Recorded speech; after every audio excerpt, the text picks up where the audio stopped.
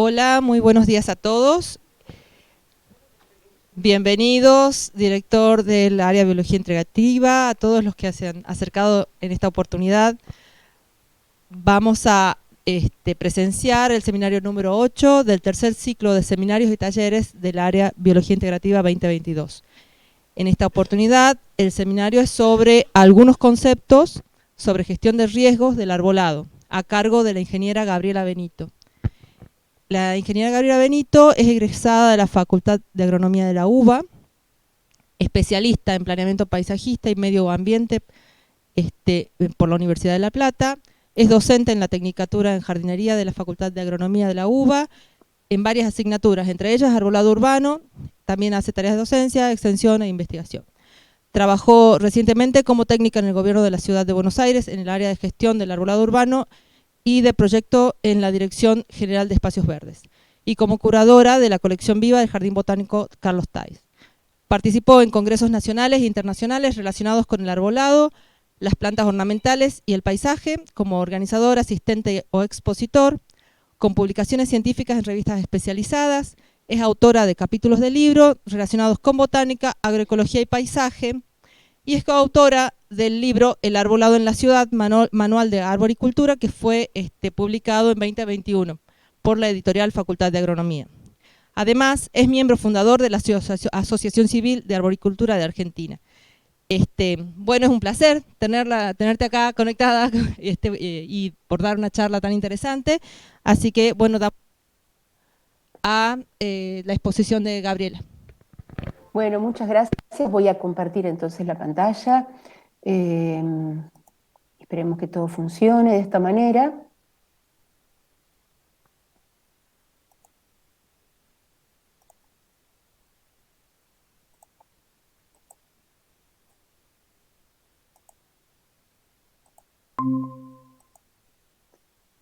¿Se ve la pantalla completa?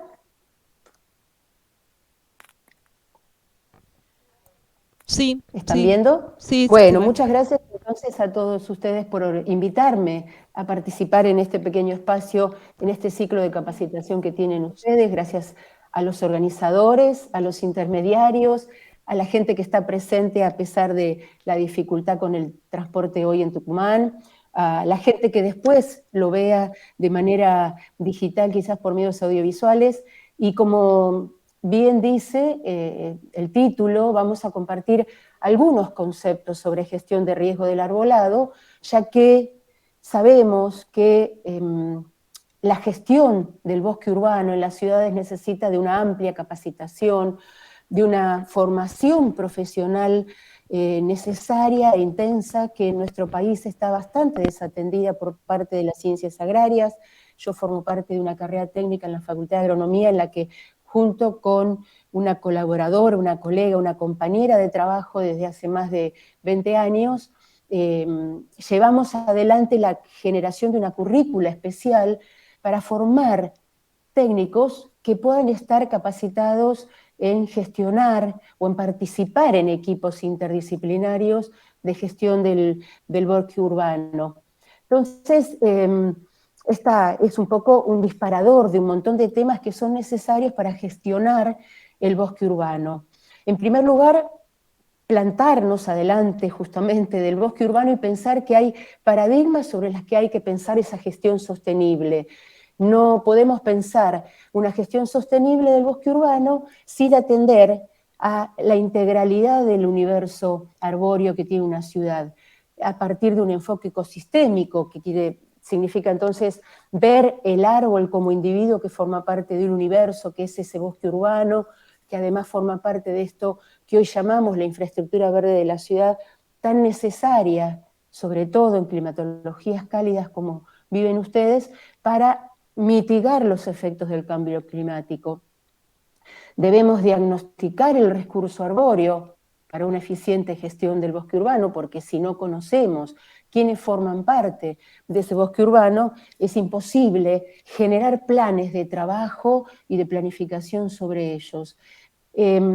Todos estos puntos que yo estoy enunciando, seleccionar especies adecuadas, están relacionados también con especies que tienen antecedentes sobre su traslado desde el monte, desde la selva, desde el sitio natural de ese árbol, de esa especie botánica, al ambiente urbano con todas las adversidades que encuentra el árbol en la ciudad. Aumentar la biodiversidad en el sentido de cuanto más biodiverso es un bosque, más fuerte será para enfrentar las adversidades y para equilibrar, digamos, los desbalances. Adecuar técnicas y densidades de plantación, sobre todo porque sabemos que necesitamos copas de gran tamaño para mitigar las temperaturas, para generar sombra. No necesitamos número de ejemplares, necesitamos grandes copas, y eso va a hacer que se maximicen los servicios ecosistémicos. Y dentro de todos estos paradigmas que estamos mencionando y que están tomados de un trabajo interesante que se publicó en la revista del Ministerio de Desarrollo Agrario, que cito ahí en el mes de agosto, que son autores Emiliano Cuchufo, Analía Escarceleta y María Laura Tonelo, que son compañeros y colegas que trabajan en la gestión del arbolado en la provincia de Buenos Aires, también integrantes de nuestra Asociación Civil de Arboricultura, como parte de todos estos paradigmas, gestionar el riesgo.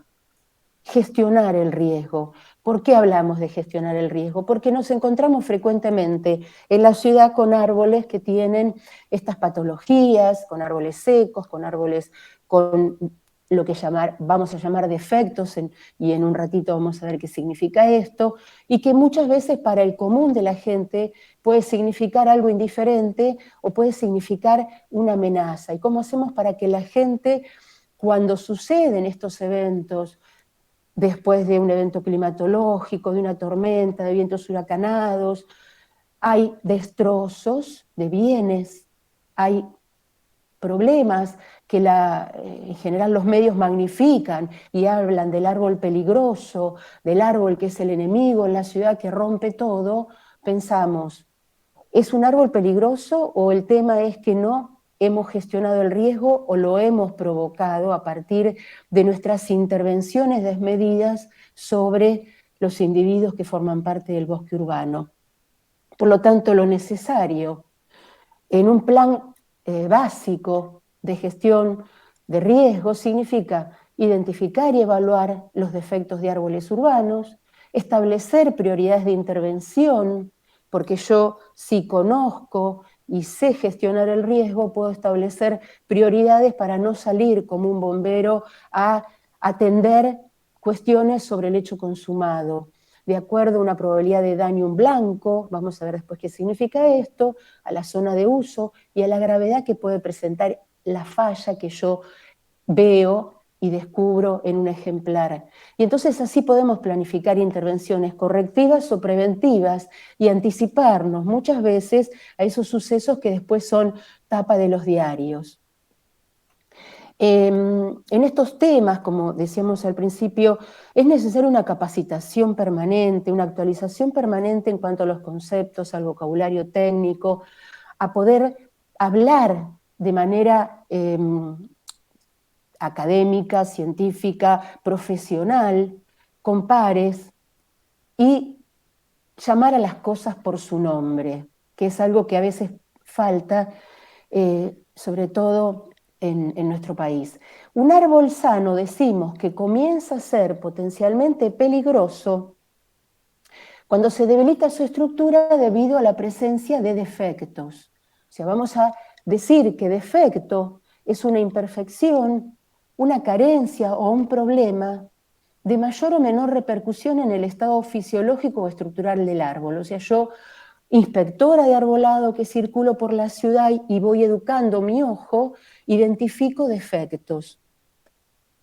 La mayoría de los defectos que vamos a encontrar en general en los árboles van a estar vinculados a cuestiones relacionadas con la producción de ese ejemplar, con la calidad de planta que tiene ese ejemplar cuando fue instalado en el bosque urbano, muchas veces a heridas provocadas de manera antrópica, a la presencia de plagas, a vandalismo, a efectos de tormentas, a las condiciones de crecimiento limitado. Entonces, muchos de los defectos que encontramos a veces vamos a ver cómo son provocados también por nosotros mismos, cuando hay una poda que no fue realizada bajo las condiciones y las normas técnicas, provoca cavidades, provoca fisuras, la mala conducción de los ejemplares. Entonces, nosotros tenemos que diferenciar en esta gestión del riesgo para hablar en términos de profesionales y además probabilísticos, y diferenciar lo que es el riesgo de lo que es el peligro,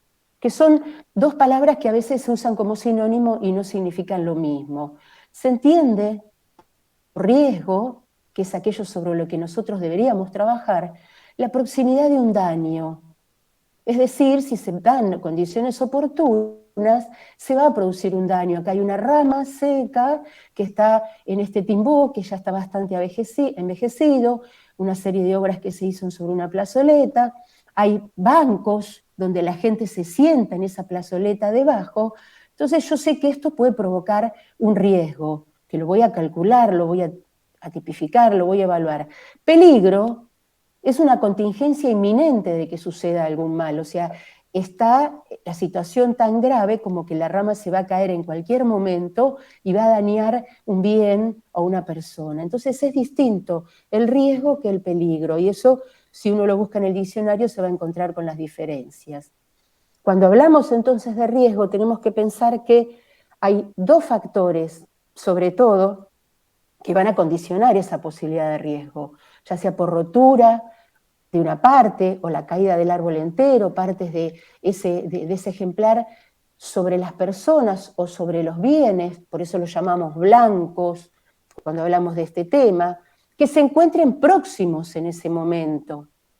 La probabilidad de que ocurra ese daño, que va a estar relacionado con la presencia de un blanco cercano, el calibre del material que pueda llegar a caer sobre ese blanco, la energía potencial, cómo va a caer ese blanco, porque no es lo mismo que caiga una ramita de 3 centímetros que está a 3 metros de altura que caiga una rama de 30 centímetros que está a 8 metros de altura. Entonces ahí también mi ojo va a diferenciar la probabilidad de riesgo y por lo tanto de un daño. Y concomitantemente la gravedad en qué caso que ocurra, ¿no? Entonces uno circula permanentemente por la ciudad, por los parques, los que tenemos además la manía de mirar permanentemente todo lo que hay rodeándonos en cuanto a vegetación, y aquellos que nos formamos y nos dedicamos y ejercemos como docentes, como técnicos en este tema, vivimos permanentemente fotografiando este tipo de defectos, de fallas, de situaciones que sabemos que son de distintos tipos de amenaza de acuerdo a la probabilidad de daño, a la gravedad y al blanco que esté presente, ¿no? Todo esto hace que cuando un árbol sabemos que tiene una situación de riesgo que puede provocar un daño y sobre el cual deberé intervenir por la zona de uso, por la gravedad del caso, llamamos a estos ejemplares árbol contingente, es decir, sé que debo ir a atender, por ejemplo, este árbol seco junto a una calecita donde van a ir los niños a jugar, porque el desprendimiento de material puede llegar a ser más que probable, ¿no? O sea, vamos a ver después más adelante cómo vamos a diferenciar las zonas de uso de acuerdo a este tipo de cuestiones. Entonces, tenemos que también entender, y esto debe entrar en la cabeza de todos los gestores, y de los gestores y de la gente común, lo importante que es la comunicación entre la gestión y la comunidad, y diferenciar esta cuestión de que el árbol puede llegar a tener un riesgo o el árbol es peligroso. Y debemos pensar que las situaciones de riesgo las podemos controlar parcialmente, pero no podemos eliminar completamente el riesgo porque si no tenemos que suprimir cada árbol, o sea, no podemos ir quitando todos los árboles de una ciudad cuando sabemos que además los necesitamos para mitigar los efectos del cambio climático, y por lo tanto tenemos que formarnos y capacitarnos en desarrollar una adecuada gestión de riesgo que trabaje con un nivel de riesgo aceptable, y esto está estudiado por sociedades, por investigadores, por comunidades, en los cuales hasta hay tablas que acá hay un link en el que ustedes pueden recurrir, que es el sentido común en el manejo del riesgo de los árboles, donde se compara muchas veces qué probabilidad hay que caiga un rayo sobre una persona, que una persona fallezca por monóxido de carbono, por inhalación, o que una persona muera o tenga un accidente por la caída de una rama. Y la caída de una rama es muchísimo menor la probabilidad que, por ejemplo, que alguien muera por inhalación de monóxido de carbono. Y sin embargo, no por eso se van a prohibir las estufas, o que una persona muera en un accidente de tránsito, se van a prohibir los autos. Entonces, hay que capacitar sobre los beneficios ecosistémicos y los servicios ecosistémicos que brinda el bosque urbano para que todos comiencen a educar su mirada mirando el arbolado con ojos más bondadosos, quizás, y no con ojos de temor. Decimos entonces que la eliminación total del riesgo del arbolado urbano es una actividad económica y técnicamente inviable, o sea, yo eso no lo puedo hacer. Entonces cada gestor debe tener herramientas eficientes que orienten sus intervenciones, en la cual la gente que trabaja en esto se capacite en cómo se evalúa el riesgo. Hay un montón, una serie de metodologías, vamos a hablar más adelante de eso, pero sabemos que la gestión de riesgo requiere de un proceso sistemático, entonces, para detectar, evaluar, prevenir o corregir esos defectos de los árboles o de las especies inapropiadas.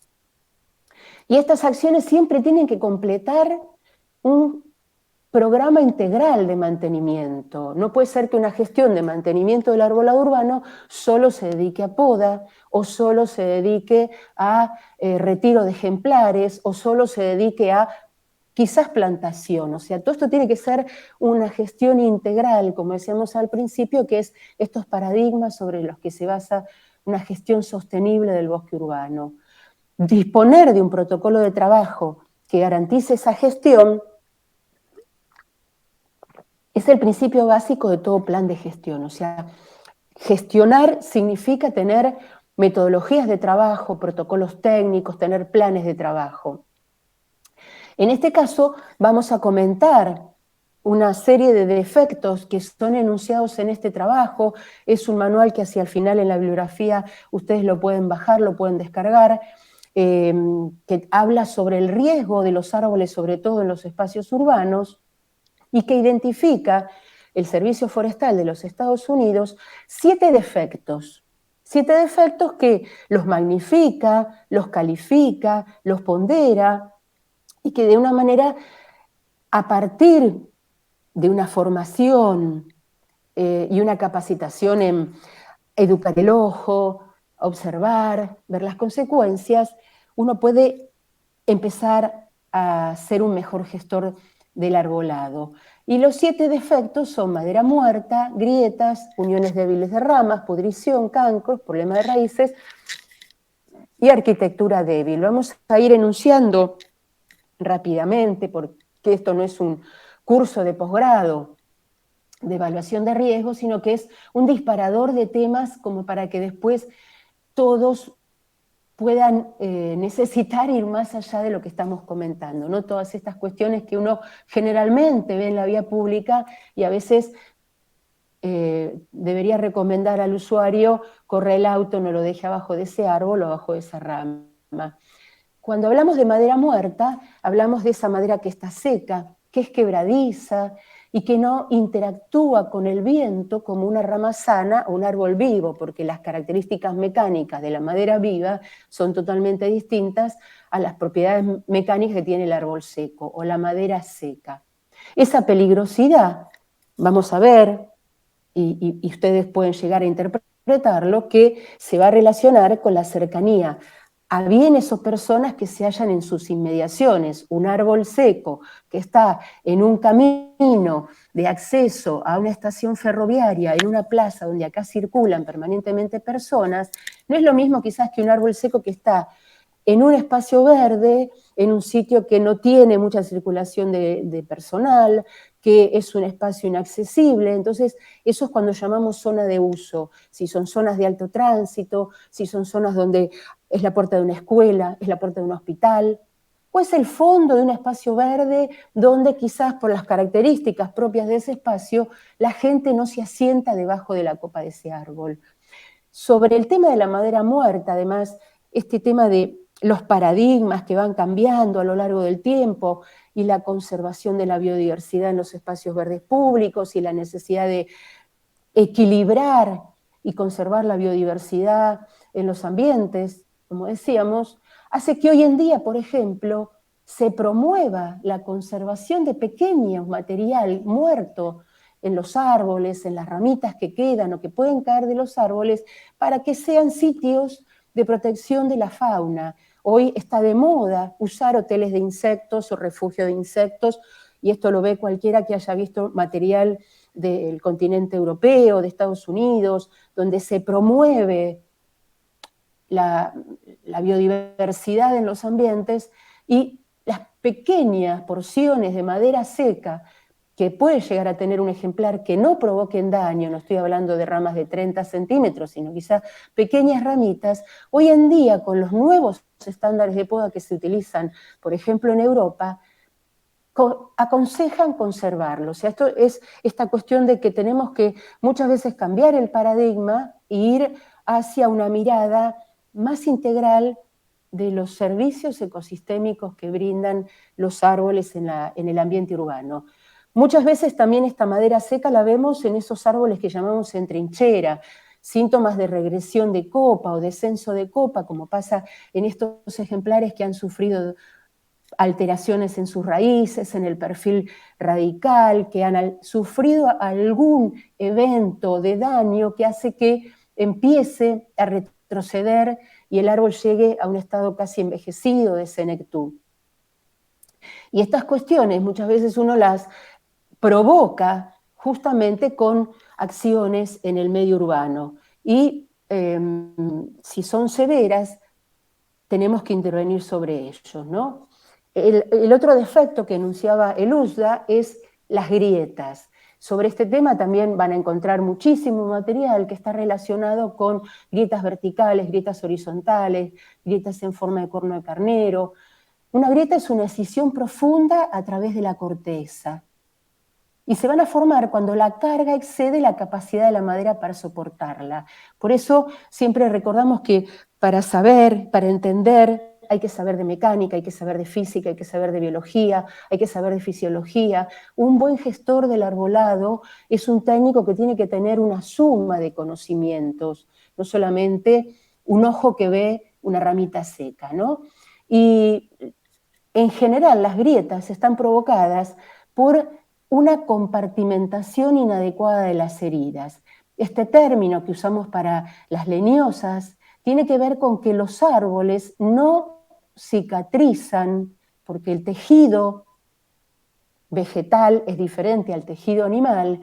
Entonces los árboles decimos que compartimentan, van cerrando heridas provocadas con mecanismos muy particulares, que es otro tema muy importante que hay que manejar en esta disciplina, y eso muchas veces pasa cuando no pueden compartimentar porque se han realizado podas inadecuadas con cortes al ras sin respetar la arruga de corteza. O sea, yo no permito que se genere esa madera que va a cerrar la herida, y entonces por ahí después entran las pudriciones, se generan las grietas, y muchas veces una grieta de dimensión considerable es una manifestación de peligro porque indica que el árbol ha perdido la integridad y puede quebrarse.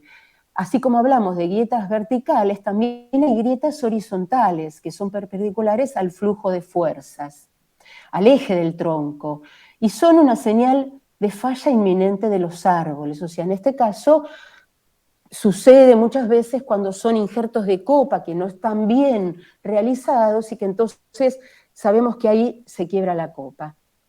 El siguiente defecto que enuncia, que podemos también entender e interpretar de manera mecánica y fisiológica, se llama uniones débiles de ramas. Una unión débil existe cuando dos o más ramas del mismo tamaño, normalmente verticales, crecen muy juntas unas de otras, provocando que la corteza se desarrolle entre las ramas, dentro de esa unión, y a eso lo vamos a llamar corteza incluida.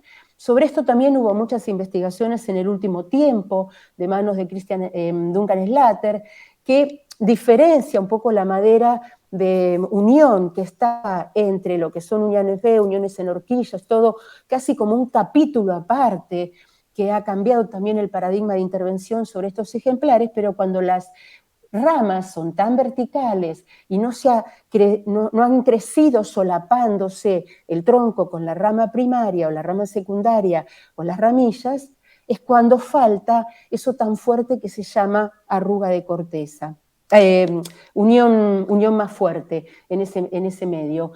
Muchas veces con nuestras actividades productivas en los viveros, con la formación del ejemplar que se va a ubicar en la ciudad como parte del arbolado urbano, provocamos a futuro este defecto con esto de mochar el ápice en los ejemplares, esos ejemplares que le llaman flechados, y entonces los árboles que se plantan en la ciudad ya vienen con el defecto de fábrica, o sea, nosotros estamos generando un riesgo a futuro, y esto es algo que está relacionado con ese paradigma inicial que decía calidad de planta que vamos a instalar en la ciudad. Provocamos también uniones débiles cuando realizamos estos desmoches espantosos sobre el arbolado de alineación, pensando que así eliminamos el riesgo, y es algo que va a generar más riesgo porque todos esos anillos de brotaciones que se van a originar en esos cortes tan grandes son generados con una unión débil, porque no tienen un buen arraigo las ramas que lo sustentan. Entonces todas estas ramillas a futuro, si no intervenimos todos los años sobre ellas, van a caer y van a romper un blanco que esté cerca. Entonces provocamos con nuestras actividades muchas veces defectos sobre los árboles. Otro defecto es pudrición o madera descompuesta. En este caso está muy relacionado con qué tipo de especie botánica se ubicó en el arbolado de alineación. Son especies de rápido crecimiento, entonces son de madera de baja densidad, de madera blanda. Y esto es entonces un tema que está relacionado con la selección de especies, la calidad de su madera, que sean fuertes, que sean de una madera que resista quizás la poda o las heridas ocasionales. Porque en este caso, cuando hay pudriciones, la madera es blanda, es desmenuzable y a futuro provoca esas cavidades que terminan destruyendo quizás el ejemplar. Debilitamiento avanzado, cavidades que resultan en menor resistencia estructural. Siempre son indicadoras de madera descompuesta, caries avanzadas, hongos con sus cuerpos fructíferos, agujeros, grietas. La madera podrida siempre sabemos que es el resultado de la acción a largo plazo entre el árbol y el deterioro que causan los hongos. Y por acá comparto un material que se publicó ya hace casi 10 años, va a cumplir, que es un libro que se puede bajar de manera digital, que es Hongos de la madera en el arbolado urbano de Córdoba, como un primer acercamiento a la identificación de los hongos que pueden generar problemas en el arbolado. El otro defecto es cancros. En general, muchos de estos conceptos que estamos diciendo se usan de manera como sinónimo, de manera general, y sabemos que cada uno tiene una identificación diferente. El cancro es una zona donde la corteza y el cambium están muertos. Puede aparecer cancros en troncos, cancros en ramas, siempre relacionado con heridas anteriores, con desgarros, con alguna intervención antrópica. Como el árbol añade un nuevo anillo anual de madera cada año, el área donde existe un cancro no será capaz de hacerlo. Y entonces sabemos que la presencia de un cancro aumenta la posibilidad de que se rompa el tronco cercano al mismo. Por acá también hay un montón de calificaciones de acuerdo al ancho que tiene el cancro en relación al diámetro del tronco. Un árbol con un cancro que interesa más de la mitad de la circunferencia puede ser contingente, y en general lo vamos a ver en determinadas especies como son acernegundo, paraíso, zóforas, o especies de madera de baja densidad. Otro defecto que en general está relacionado con nuestras acciones, con la forma de trabajar en los espacios verdes o en las aceras, son los problemas de raíz, o también en la producción desde el vivero.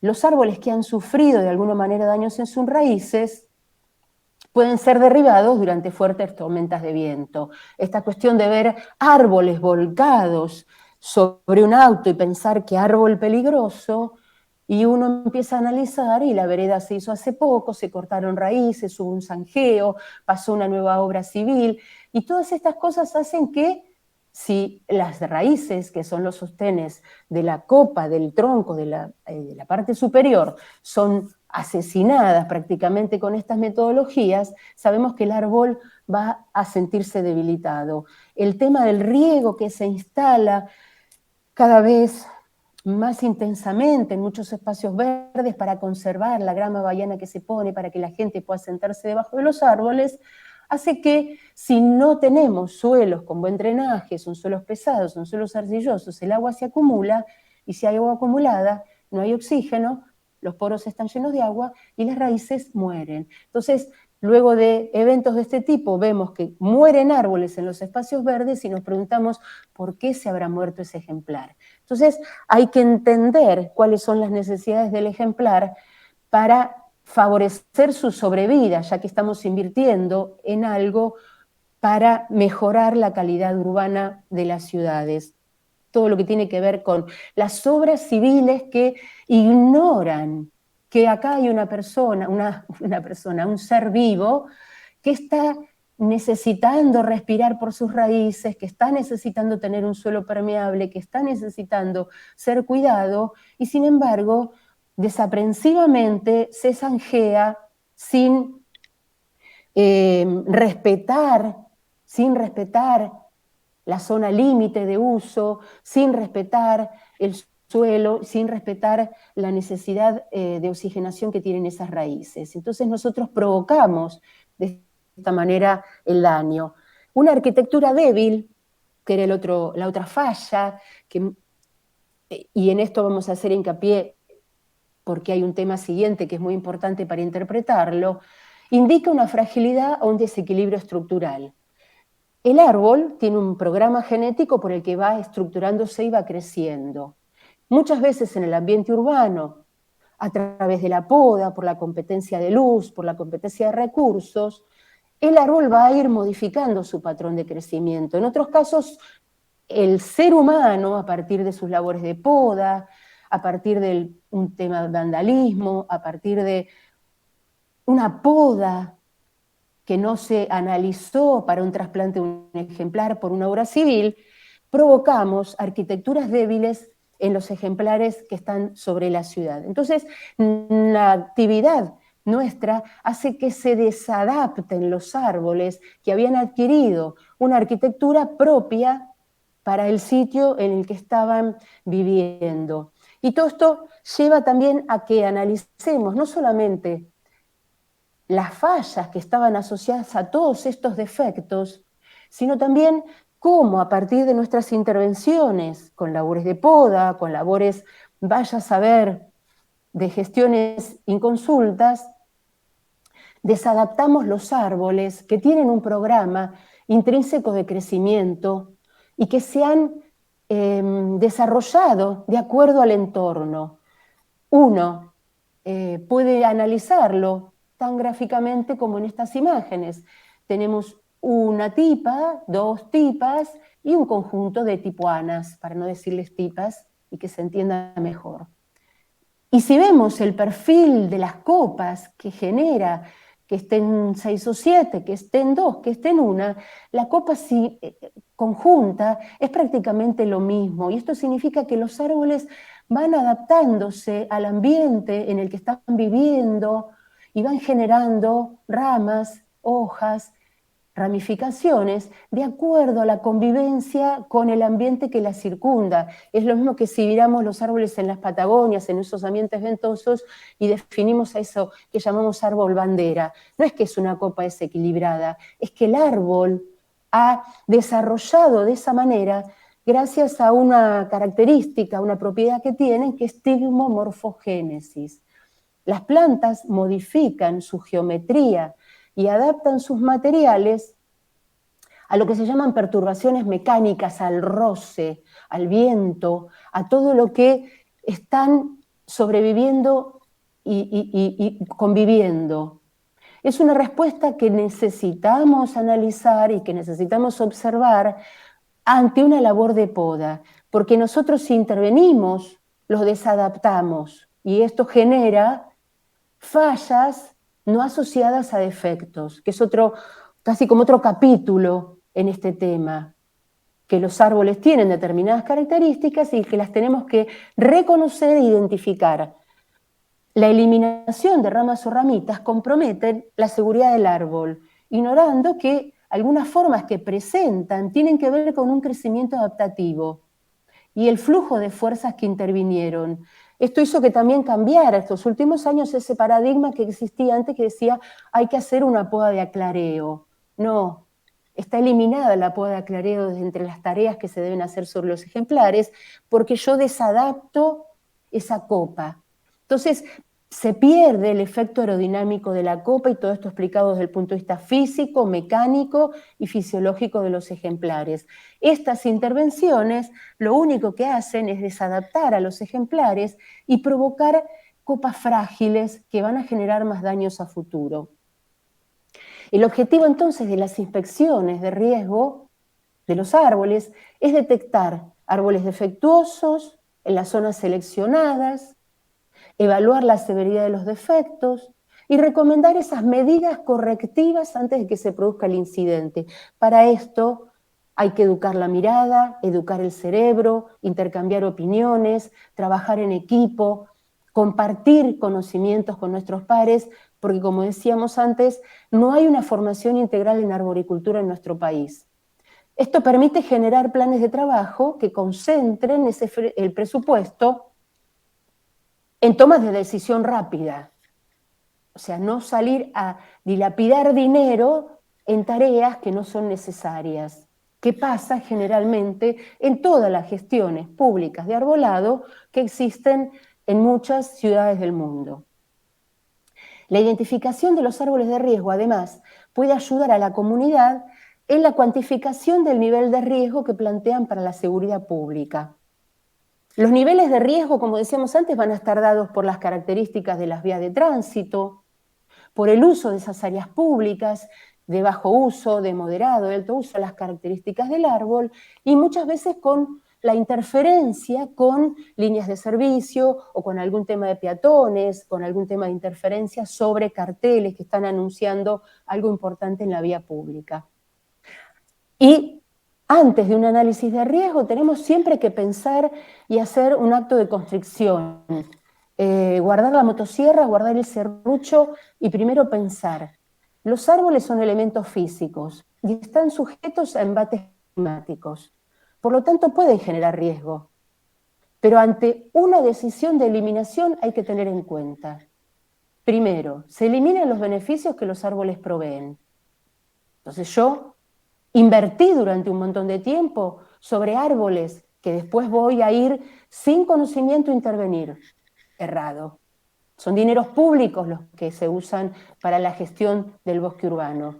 Y además puede generar una respuesta sensible en la ciudadanía, sobre todo hoy donde hay tantos grupos protectores del arbolado, del bosque urbano, que demandan a los administradores públicos qué es lo que están haciendo. A veces son decisiones tomadas por miedo, eso es algo que se tiene que eliminar totalmente. Nunca debería suceder que en una gestión alguien actúe por miedo. Si yo valoro correctamente el riesgo y actúo sobre eso, además voy a mantener un histórico de daños proporcional. Voy a estar sobre datos ciertos y concretos. Y se da una respuesta acorde al defecto. Esto que yo estoy acá compartiendo con ustedes forma parte de un capítulo, el material de USDA está en inglés, para el que no tiene una lectura agilizada en inglés, está elaborado en el capítulo de gestión de riesgo de este material, como decía en mi presentación al principio la compañera, con Marcela Palermo, que es mi coequiper en la materia arbolado urbano, hemos generado este libro que integra de alguna manera investigación académica, trabajo profesional, ejercicio profesional, caminatas sobre las aceras, sobre los espacios verdes, intercambios de saberes con nuestros compañeros de profesión, de grupos de trabajo. Entonces, es una producción académica que además es libre, se puede descargar gratuitamente y que trata de llevar de manera integral y en lengua castellana, en lengua española, este tema como un manual básico para empezar a conocer este tema. Entonces, mucho de este tema de riesgo está ampliamente tratado en el capítulo de riesgo. Un capítulo de bibliografía, donde sabemos que para leer en castellano lo mejor de riesgo es Pedro Calaza Martínez, que va a estar acompañándonos en el Congreso de Arboricultura que va a haber ahora en el mes de noviembre en Bahía Blanca de manera virtual su charla. Hay mucho material de Pedro que es excelente, que fue prologuista en nuestro libro y además tuvo una lectura técnica excelente, y mucho material disponible permanentemente que se puede descargar libremente de internet. Y como cuenta el tiempo, esta es mi última diapositiva, muchas gracias. Estas son las tipuanas que me acompañan en mis caminatas por Almirante Brown, que es una de las especies arbóreas más plantadas en este municipio. Así que muchas gracias a ustedes y estoy dispuesta a escuchar sus comentarios o sus consultas o lo que quieran compartir conmigo después de esta charla rápida, como para desencadenar futuras lecturas. Muchísimas gracias, Gabriela. Excelente la presentación. Espero que bueno, sepamos disfrutarla y hacer las consultas. En este momento les damos la oportunidad de hacer las consultas que deseen.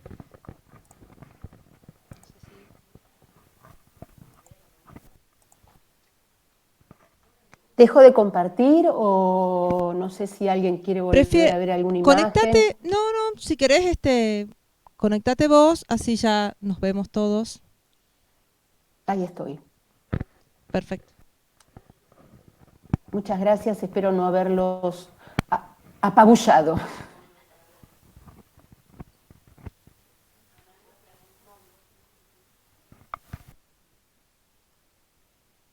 Esto además es como siempre decimos en nuestros grupos y en nuestras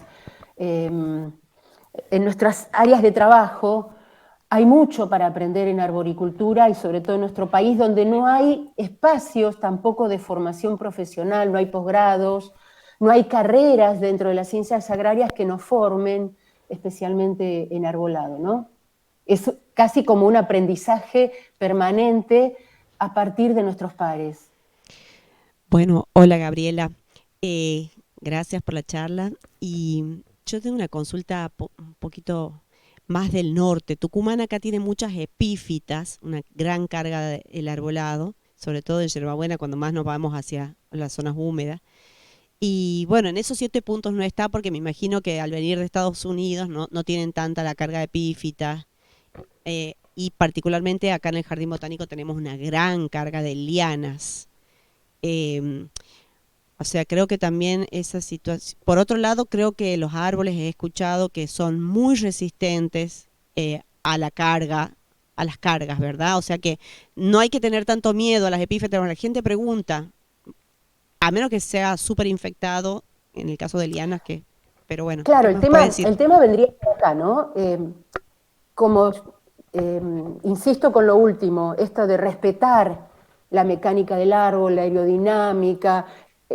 El árbol fue creciendo y fue generando madera de acuerdo a esas cargas externas también. Entonces, si el árbol está en buen estado, está además hoy en día con toda esta historia de la conservación de la biodiversidad y de respetar todos los niveles de organización dentro del ecosistema, y esto hasta de respetar la madera muerta, cosa que antes uno veía una ramita seca y decía, hay que cortar, hay que cortar, hay que cortar, y hoy los protocolos nuevos de poda dicen, dejemos determinado material porque acá se van a anidar determinado insecto, determinadas aves toman. Entonces hay como una cosa de paremos y pensemos antes. Entonces, el tema de las epífitas, si el árbol tuviera alguna fragilidad, alguna cavidad sobre la rama sobre la que están, ahí sí, porque quizás nuestro gran maestro Carlos Anaya, me acuerdo que una vez yo le hice una consulta sobre eso justamente, y me hablaba sobre el peso que podía tolerar esa rama de acuerdo a su estabilidad. O sea, sobre esto es como en medicina, o sea, uno no puede diagnosticar viendo una foto, ni puede diagnosticar con un concepto único. Cada árbol, cada situación, cada mecánica, cada ramificación me tiene que dar una respuesta. En general, si el árbol está en buen estado, si el árbol no ha tenido tampoco adversidades en la superficie, digamos, debajo de la superficie, en sus raíces, que es un árbol que no ha sido dañado ni agredido y que presenta un crecimiento armónico, está en ese ojo capacitado de interpretar, porque también hay como un equilibrio entre lo que puede llegar a crecer sobre la rama y la rama misma que la sustente. O sea, nosotros, por ejemplo, en arboricultura, en la facultad, cuando enseñamos, hablamos que algunas epífitas se consideran casi como malezas también, ¿no? Como una adversidad en el sentido de una maleza, no un defecto. O sea, no es un defecto, sino quizás puede llegar a ser, en algunos casos, como los pasacalles que se colgaban en algún tiempo, que eran también una adversidad sobre los árboles. Pero no hay, digamos, una respuesta única. Hay que ver cómo está el ejemplar que sustenta ese clavel del aire, o los helechos, o las bromelias, sobre todo, que tienen ustedes, que es único, ¿no? Bueno, gracias. Hola Gabriela, soy Virginia Miranda. Una consultita. Yo creo que también es importante pensar en cuanto a qué tipo de ciudades hay en cada, digamos, provincia, en cada lugar. Por ejemplo, acá en la ciudad de Tucumán son veredas muy angostas, con calles angostas en general. O sea que me imagino que lo que es fundamental es pensar árboles acordes a lo que ya existe, ¿no es cierto? Porque si uno también coloca árboles grandes, lamentablemente los terminan sacrificando porque se dan cuenta que no es lógico para ese tipo de ciudad o de vereda. A tal punto que un poco en Tucumán la idea principal en su momento, cuando se creó, han sido más bien los citrus, ¿no es cierto? Como árboles para ese tipo de, de espacio que contaba la ciudad. Me parece que también es muy importante en el arbolado pensar eso antes de, o sea, la planificación previa para que sea algo razonable. Lamentablemente, por ejemplo, uno observa a veces en algunas casas particulares que ponen alisos en terrenos que tienen, qué sé yo, yo soy una bruta con las dimensiones, pero que tienen 500 metros cuadrados como tamaño, con casa y todo, y me parece son barbaridades porque son árboles de crecimiento rápido que el día en breve, con los vientos que tiene esta zona, pueden ser muy peligrosos tanto para el que lo colocó como para los vecinos. Entonces pienso que el arbolado también implica una razonabilidad de qué se coloca, dónde, y permitir que tenga el crecimiento que vos dices sano y completo, dándoles los espacios acorde a su dimensión. Y bueno, eso quería comentarte. Creo que también hay que hacer una cosa razonable de ese tipo. Correctísimo, porque para los que están relacionados un poco con el tema, también habrán leído en algún momento un axioma básico de la arboricultura que dice el árbol correcto en el sitio correcto. Cuando hablamos del arbolado en la ciudad, hablamos del bosque urbano, hablamos de los árboles que están en las aceras, los árboles que están en pasajes, los árboles que están en bulevares, los árboles que están en distintos espacios públicos de una ciudad, de parques, de plazas, de plazoletas. Entonces, ese porcentaje de cobertura verde que debería medir la ciudad y que se calcula alrededor de 30-35%, hay una regla ahora que habla de 30-300, 3 árboles que yo pueda ver desde mi vereda o desde mi ventana, 30% de cobertura vegetal de la ciudad, un espacio verde a 300 metros, que sería sinónimo de ciudad sustentable, de calidad de vida, porque cada vez más, sobre todo después de la pandemia que hemos padecido, la infraestructura verde es sinónimo de salud para las ciudades, salud en todo sentido. No deberíamos tener el capricho de poner árboles en todos lados donde sabemos que no van a poder sobrevivir, o sea, si es una vereda angosta, si tiene tránsito vehicular, si el problema es complicado, se puede resolver quizás la infraestructura verde con otro recurso y no poner un árbol que después a la larga va a ser mutilado para que pueda estar conviviendo con la infraestructura gris de la ciudad. Entonces eso también tiene que ver con el planificador, con las normas, con las recomendaciones técnicas y con el conocimiento de la comunidad, porque es lo mismo que pasa cuando en un jardín frontal alguien pone un ejemplar que es de un volumen importante y ese árbol puede provocar daños en la vía pública. O sea, hay una responsabilidad civil en todo esto que también hay que tenerla en cuenta, pero me parece perfecto decir, aconsejar, sacar folletos, flyers, propagandas, promociones, pero si todo queda dentro de las aulas y esto no sale al exterior, la gente va a seguir cometiendo errores, mejor que los cometa a veces la gente y no las gestiones públicas, ¿no? Pero esto es un buen comentario, y ya te digo, el árbol correcto, o como decimos también en jardinería, la planta correcta en el sitio correcto. Bueno, no sé si queda alguna pregunta más. Sí. Hola, bueno, muchísimas gracias por la charla. Y bueno, tenía un par de preguntas. Una con respecto a los protocolos que se deben seguir, porque sí siento que hay mucho desconocimiento por parte de los municipios a la hora de las podas. Y otra cosa más, me ha interesado muchísimo esto de revalorizar a los árboles, digamos, a la madera muerta ya, y darle como otro sentido también, porque sí siento que encontramos un árbol muerto y tampoco vemos ese valor que tiene realmente para los animales y todo, y los municipios tienden a eso, a directamente un árbol muerto sacarlo.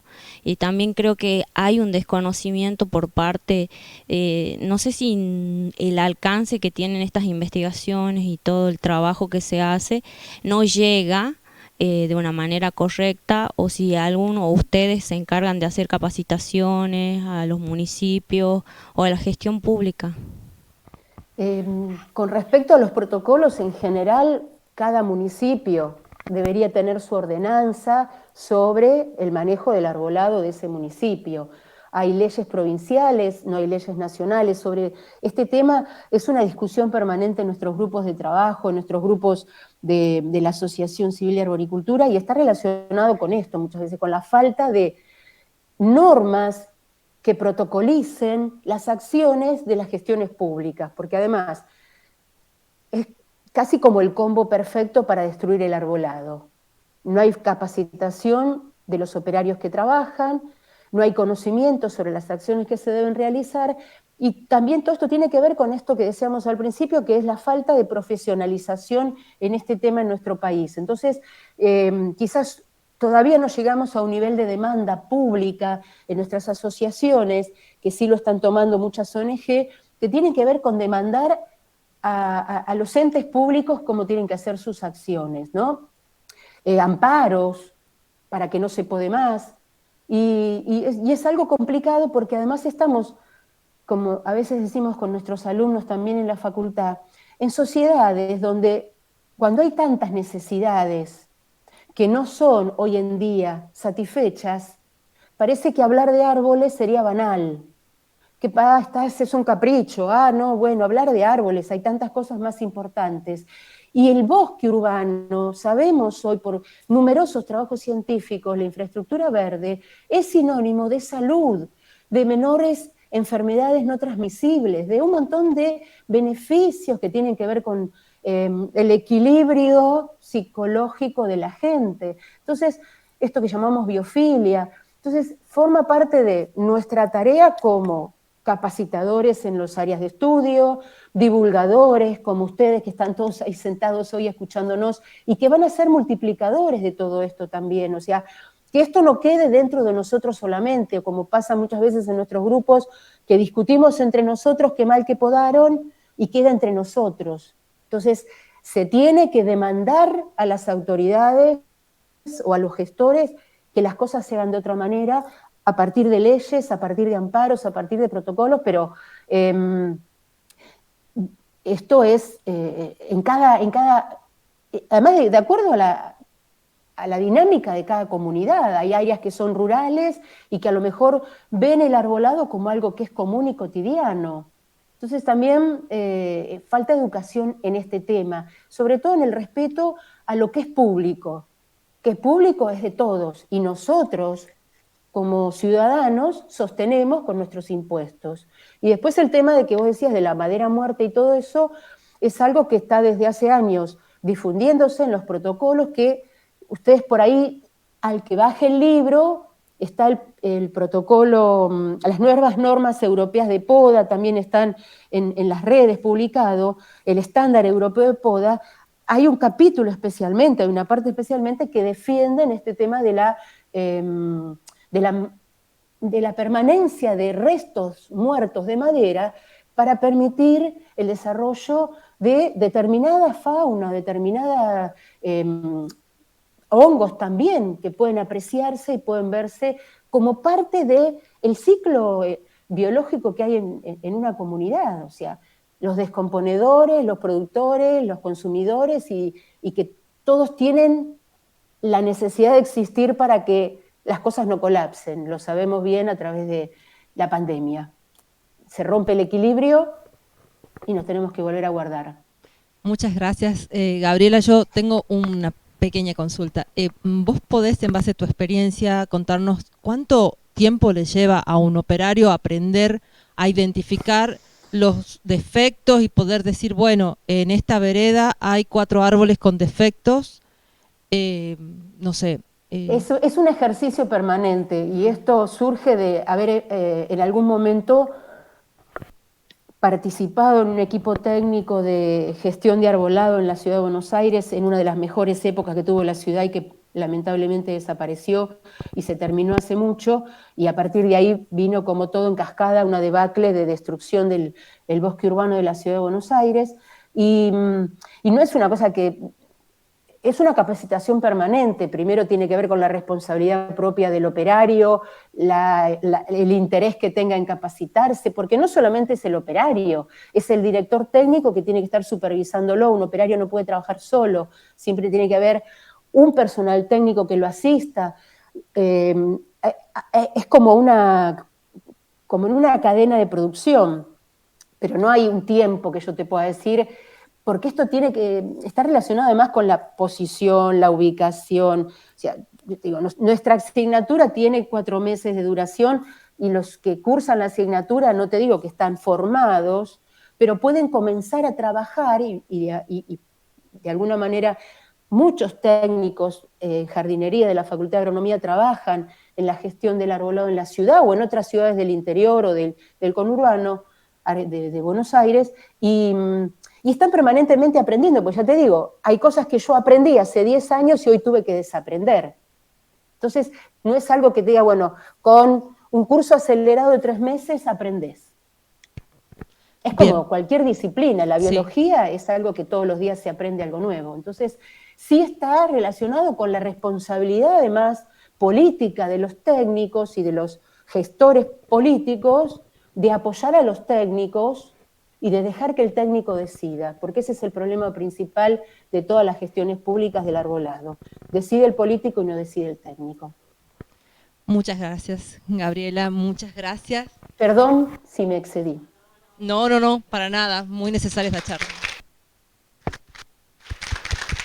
Muchas gracias a ustedes, y bueno, en cualquier momento nos veremos en vivo, ojalá que para sí. disfrutar del paisaje tucumano.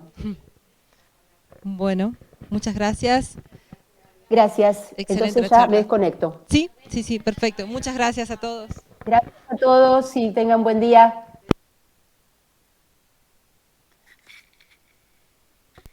Pedro Bullati te deja un saludo grande de la Sociedad Amigos del Árbol. Se tuvo que retirar.